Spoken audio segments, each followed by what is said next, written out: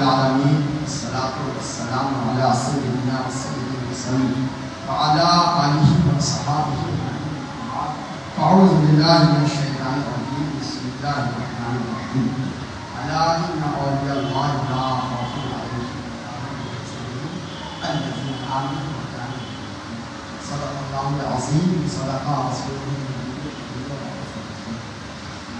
آئیے اس سے قبل کہ میں کچھ لفظائی کی تمام لوگ نہایت محبت کے ساتھ اپنے آقا و مولا سرکار دو عالم سرور کائنات صاحب اولاد سرکار افلاک صلی اللہ علیہ وسلم بارگاہ مقدسہ میں درود شریف اللہم صلی علی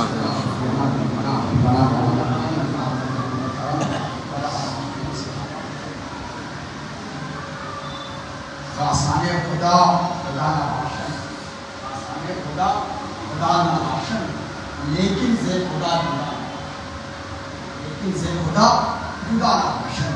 کہنے کا مطلب یہ کہ کسی عارف باللہ نے کہا کہ جو اللہ والے ہیں یہ خدا نہیں ہوتے ہیں، لیکن یہ عقیدہ بھی مت رکھو کہ یہ خدا سے جدا ہے، بلکہ یہ خدا سے جدا نہیں ہے، بلکہ یہ نہ خدا ہے نہ خدا سے جدا ہے، بلکہ اللہ تعالیٰ کے کام میں ایسا ان کو حاصل ہوتا ہے کہ جو چاہے اللہ تعالیٰ سے فور آتا ہے، فور۔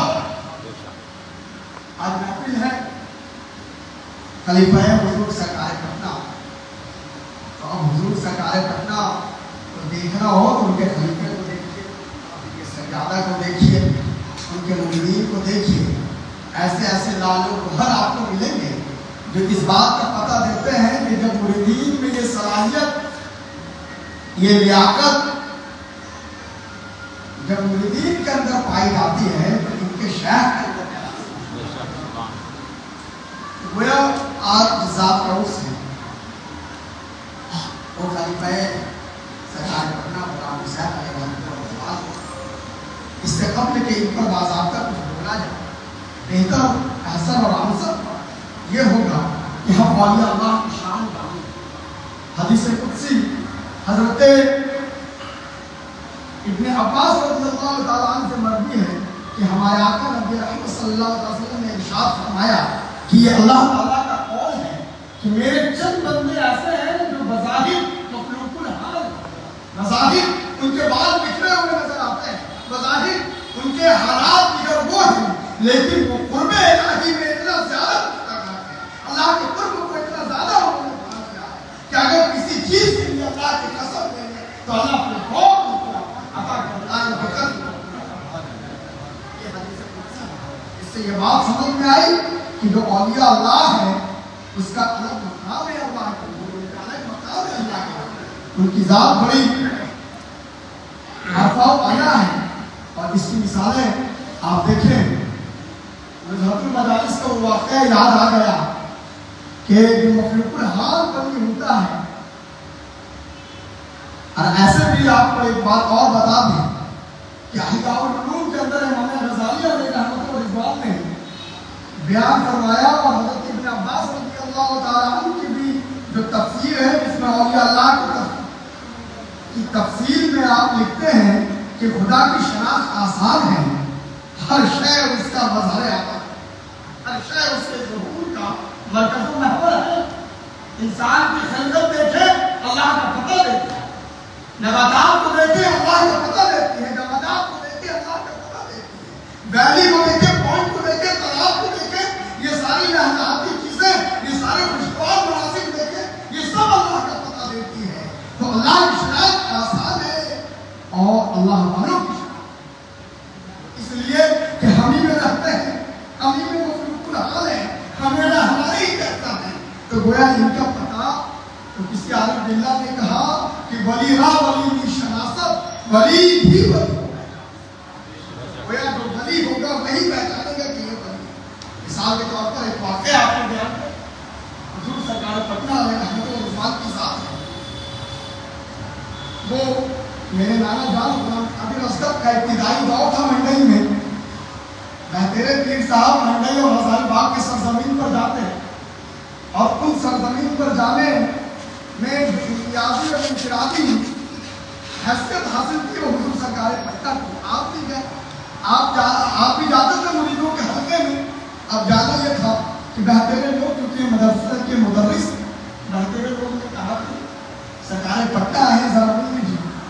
تو عالموں کا ان کا علم کا بوجھ وہ تکبر اس کے سبب وہ نہ ملنے جانے کا معاملہ بنتا. لیکن لوگوں نے اصرار کیا کہ مل لیجیے ذرا، ذات آئی ہے بڑی شخصیت ہے، بڑے اللہ والے ہیں. آپ نے جیسے ہی ملاقات کی عالم کے کہ ملاقات کرتے ہی نظر سے نظر ملی اور ولی کے بارگاہ میں آئے تو ولی کو حالات کو بھی جانتا ہے. اتقوا فی فراست المومن، مومن کی فراست سے ڈرو، اس لیے کہ وہ عالم کے ہے کہ وہ دل کو جانتا ہے، دل کے حالات کو جانتا ہے، دل کے خطرات سے جانتا ہے. اب گویا ہے تو کہا کہ مولانا ان کو غرور ہے، ان کو ہے کہ غرور ہے. اب جس نے یہ کہہ دیا ہو کسی کو، کسی عالم کو، اس کی تو پھانسی رکھا جائے، اس سے تو دستار و جبہ اتر جائے گا کہ خدایا رحمت المت من بیمار کی. اب یہ تو عالم ہو گئے. اب اشتیاق بڑھا آنے جانے کا سلسلہ ہمارا.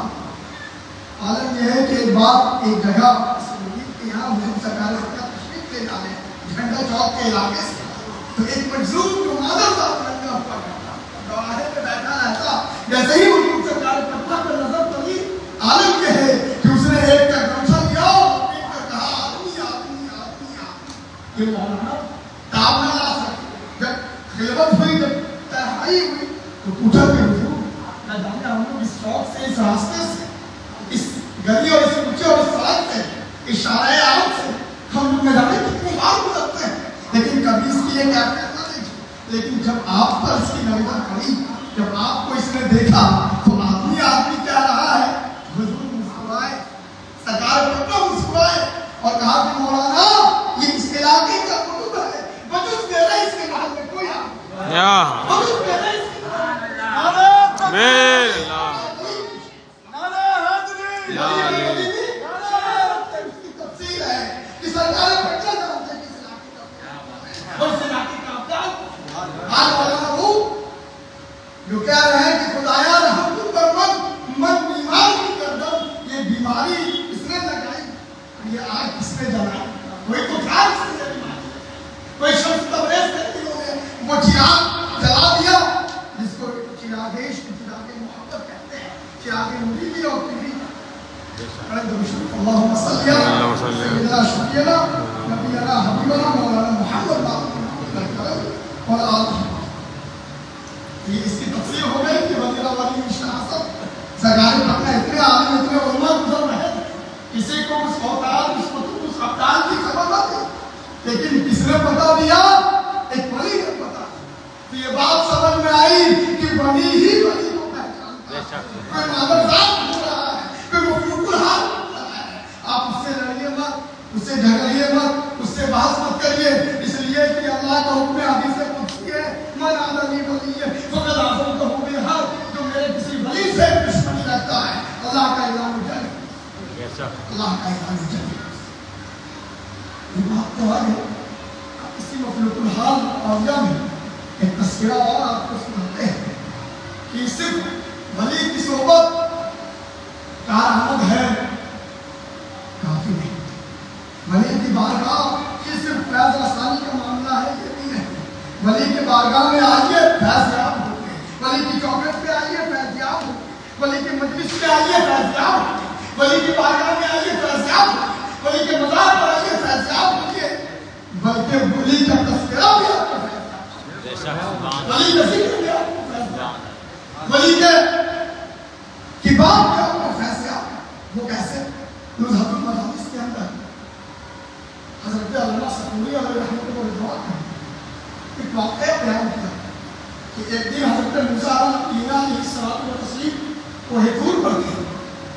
کوہ طور پر ہم کلامی میں محل تھے، اللہ سے بات کرنے میں محل تھے. اچانک اللہ کا حکم ہوا کہ موسیٰ فلانے بستی میں جاؤ، میرے ولی کا انتقال ہے، میرے ولی کا انتقال ہو گیا ہے. حضرت موسیٰ علیہ السلام جب گئے تو دیکھ لے رہے ہیں کہ وہ جس کو اللہ اپنا ولی کہہ رہا ہے، جس کو اللہ اپنا دوست کہہ رہا ہے، اس کا عالم یہ ہے. دیکھا تو اس دریائے کنویں پر پھینک دیا. خیر اللہ کا حکم تھا. حضرت موسیٰ کلیم اللہ علیہ السلام کا تسلیم غسل دیا, نماز پڑھی اور دفن کیا. دفن کرنے کے بعد وہ ہم کلام ہوئے تو کہا کہ وہ تو فاسق تھا, فاطم تھا, پوری زندگی اس نے گناہ کیا, پوری زندگی اس چیز پر فضول میں مبتلا تھا. آخر یہ تیرا دوست کیسے, آخر تو نے اس کو اپنا دوست کیسے بنایا؟ سنیے یہ اتنا مارکتدارا واقعہ ہے. اس واقعے سے ہمیں درس عبرت حاصل کرنی چاہیے. یہ وہ واقعہ ہے کہ جس سے ہم اپنے نفس کو اور اپنے اندر کچھ جوڑیں کہ جب ولی کی محبت اور قربت کا عالم یہ ہے تو ولی کے ہاتھ پر بیٹھ ولی کی بارگاہ میں جڑنے کا موقع چاہتا. اب عالم یہ ہے کہ اللہ تعالیٰ نے فرمایا کہ اے موسیٰ وہ جو فاسق تھا وہ تو فاضل تھا, جس کے فسق اور فجور کی وجہ سے اس کی قوم نے اس کو گھر سے نکال کے کنویں پر پھینک دیا. نہ اس کے کفن کا معاملہ, نہ دفن کا معاملہ, نہ اس کے لیے نماز, نہ اس کے لیے اصالہ ثواب کچھ بھی نہیں تھا. اور وہ میرا دوست کیسے ہوا, دوست کیسے ہوا کہ وہ ہمیشہ دعا کرتا تھا کہ یا رب انت یعلم انی احب الصالحین ولا اکون.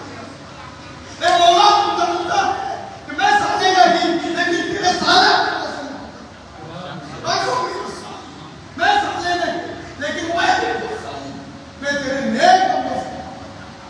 تو اللہ تعالیٰ نے فرمایا کہ موسیٰ اس کی یہ ادا کہ جو میرے ولی سے محبت کرے ہم پر بتاتے ہمیں اسے اپنا دوست اور موسیٰ کو اس کے کفن دفن کرنا.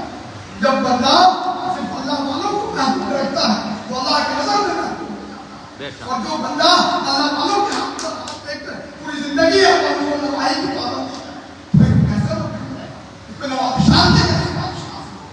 یہ بات سمجھ میں آئی کہ موسیٰ علیہ السلام بھی چونک گئے کہ جو فاسق ہے اور فاضل ہے اس کو اتنا بڑا قرب کس وجہ سے ملا, ولی کی محبت پر.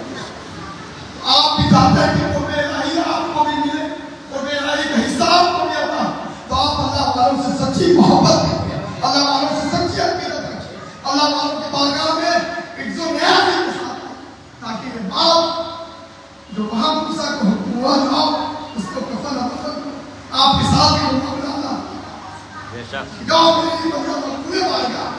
اس وجہ سے کس نے میرے محبوبوں کی قدر, میرے محبوبوں سے میرے محبوبوں کو کا معاملہ بہتر.